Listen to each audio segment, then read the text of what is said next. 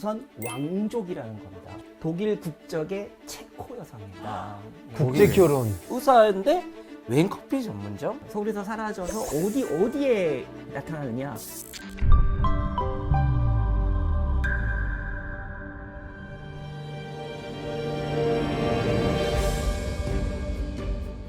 교수님, 네. 오늘은 어떤 의사를 그럼 한번 만나봐야 될까요? 네, 오늘은 그 일제강점기에 이제 셀럽이라고 부를 만한 분들이 이제 있는데 그 중에 의사 선생님이 계셨어요. 바로 이름이 이성용 의사 선생님입니다. 이 이성용이라는 의사 선생님이 셀럽일 수 있는 첫 번째 이유는 우선 왕족이라는 겁니다. 왕족. 메이신모 1926년 4월 26일자 신문인데요. 네. 바로 순종 황제입니다. 우리 그러니까 왕이네요. 이거. 예, 우리 조선의 마지막 황제. 왕이고 또 황제고, 그렇죠, 황제. 네. 대한제국의 황제잖아요.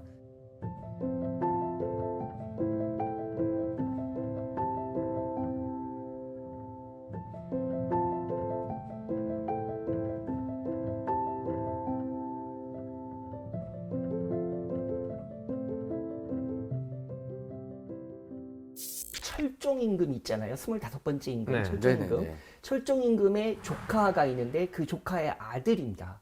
아니 사실 파비앙 씨 같은 경우 이제 유럽에 이제 오래 계셨지만 오래 계셨다? 사셨죠? 근데 오래 살았죠. 네.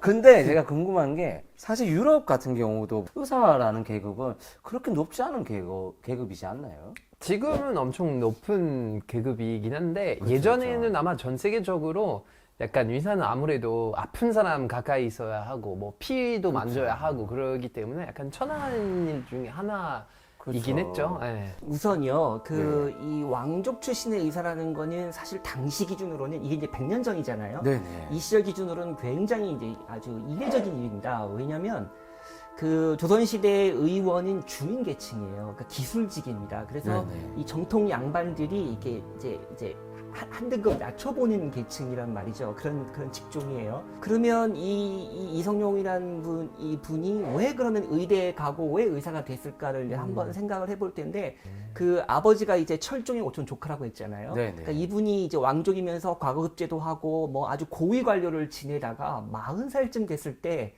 이분이 갑자기 깨달은 바가 있어가지고 기독교에 귀의를 합니다. 왕족인데. 그래서 결국 신학교를 나와서 목사가 됐어요.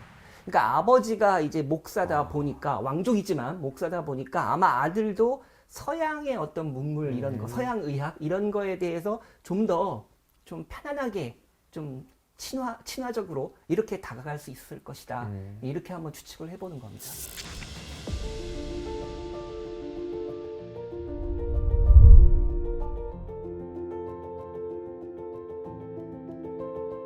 금년 봄에 경성의학 전문학교를 우량한 성적으로 졸업한 평양태생인 이석진 군과 경성태생인 이성영 두 명은 따뜻한 고국의 산천을 떠나 산설고 물설은 독일로 의학을 연구하여 조선 의학계의 면목을 일신케 하고자 오는 15일에 남대문역을 떠나 요코하마를 경유하여 목적지로 향한다는 바 독일에 유학하게 됨은 아직까지 미미한 조선 의학계를 위하여 실로 경하할 일이다.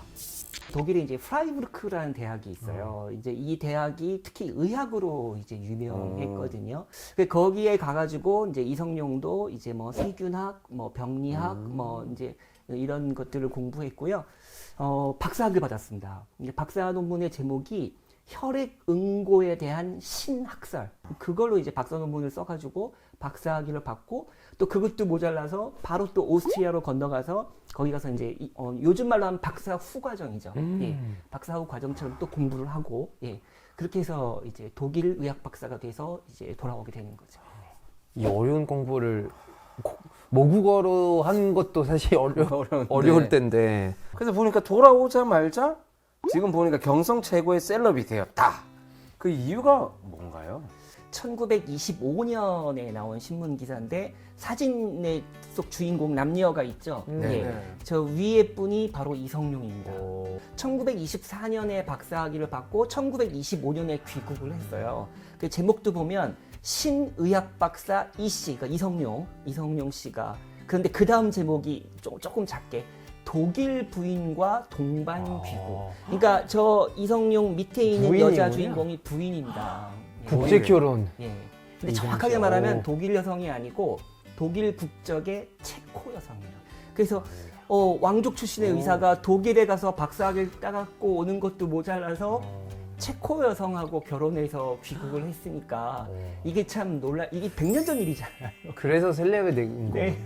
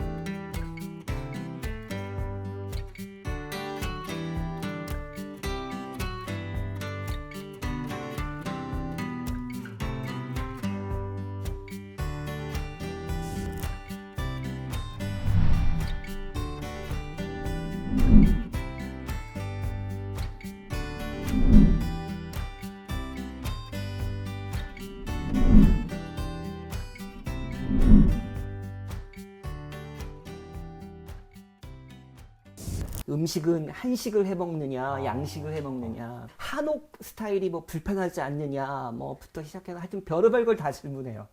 이게 지금 제가 몇 개만 보여드리는 건데 실제로 당시 신문 잡지에 온통 뭐 도배를 한다고 해도 과언이 아닐 정도입니다. 사실 어떻게 보면 파비앙 씨도 셀럽이시고 외국에 살고 있는데 힘든 점이 많지 않나요? 처음 왔을 때 2007년이었거든요. 네. 그 당시에 제가 알기로는 지금보다 훨씬 적은 외국인들이 살고 있었는데 그냥 지하철만 타면 이 시선을 끌어요. 그냥 외국인인 이유로. 그래서 이제 쳐다보고 그리고 제 말을 해요. 근데 저는 그때 이제 처음부터 이제 열심히 한국어 공부를 했으니까 어느 정도 알아들었는데 그냥 사람들이 당연히 그 당시에 외국인이 우리 말을 모르겠지? 하고 이제 뭐 뒷담화는 아니고 그냥 보통 좋은 말들이었는데 항상 막 이러고 있었죠.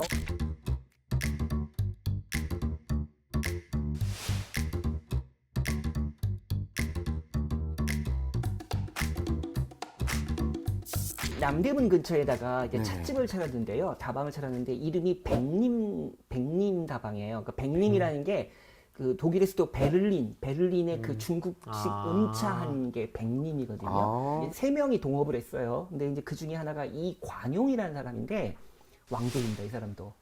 예, 스위스 취리 대학에서 철학 박사를 받았고요. 아마 제 생각에는 그 좀 유학파 지식인들의 모이는 예, 사교 모임을 사교의 위해서 장. 예, 뭐 그러면서 이제 나름 거기서 이제 그 지식인들의 뭐 고증 담론이 오갈 수 있는 그런 장을 한번 만들어 보겠다는 게 아마 목표였을 것 같습니다.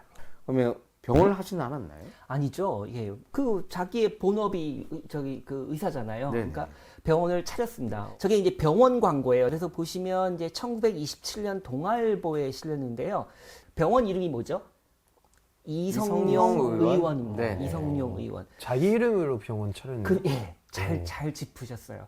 그러니까 저 시절에 병원 이름이 크게 두 종류입니다. 하나는 이제 지명 가지고 해요. 그죠. 뭐 예를 들어서 경기도 수원에 병원을 차리면 수원의원, 수원병원. 포항이면 포항의원. 또 하나가 뭐냐면 이제 유교적인 그런 이름이에요. 그래서 예를 들면 이제 제자라는 게 우리가 재중원할 때 제자라는 게 이제 구제한다 해서 네. 질병을 이제 치료해 주는 걸 치료해주는. 구제 개념으로 삼잖아요.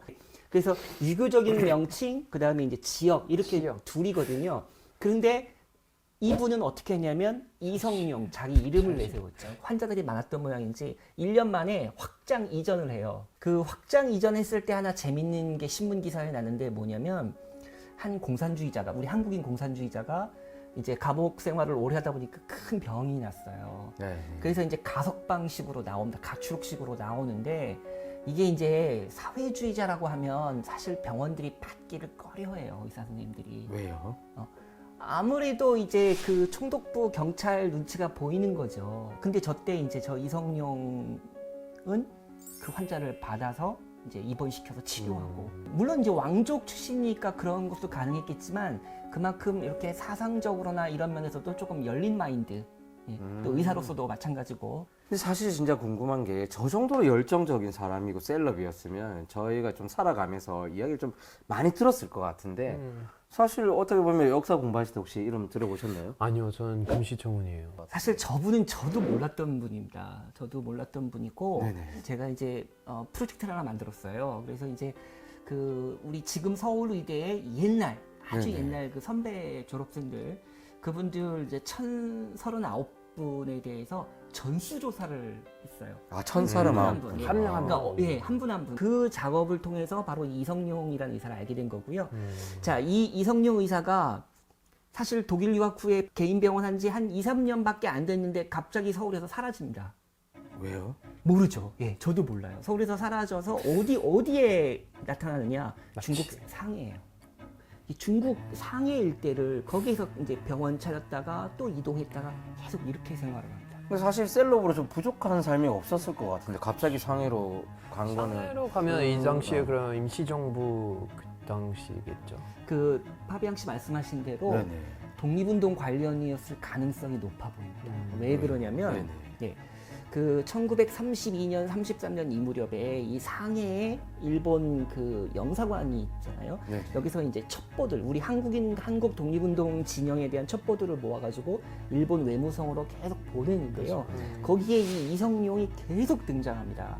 일본의 그 외무당국, 뭐 첩보당국이 파악컨대 이성룡이라는 의사는 의사지만 뭔가 독립운동을 하고 있다. 이렇게 계속 파악을 했다라고 볼 수 있는 대목입니다. 오늘 파비앙 씨 어떠셨나요? 이런 이야기를 들으시니까. 진짜 이런 인물이 있었다는 게 감자에 놀랐고 네네. 또 약간 영화 캐릭터 같은 이런 그러니까요. 분이 있으니까 뭔가 연구를 통해서 어떤 그 흔적이 있는지 밝혀졌으면 좋을 것 같아요. 자, 오늘 대한닥터 또 이렇게 오늘의 이야기를 마무리하고자 합니다. 다음 시간에는 또 어떤 이야기가 기다리고 있을지 여러분 기대 부탁드리겠습니다. 아, 오늘 또 즐거운 이야기 감사합니다. 감사합니다. 네.